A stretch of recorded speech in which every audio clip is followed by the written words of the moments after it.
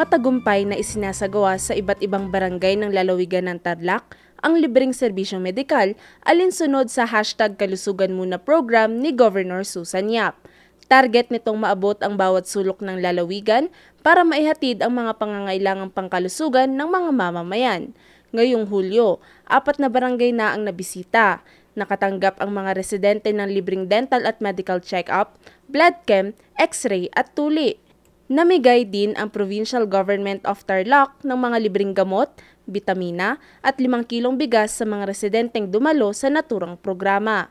Ayon kay Governor Yap, ang kalusugan ng mga mamamayan ang pangunahing yaman ng lalawigan, kaya't sinisiguro ng pamahalaang panlalawigan na maipahatid ang serbisyong ito mula sa kabataan hanggang sa mga matatanda, anuman ang estado nila sa buhay. Valerie Dismaya para sa Luzon Headlines.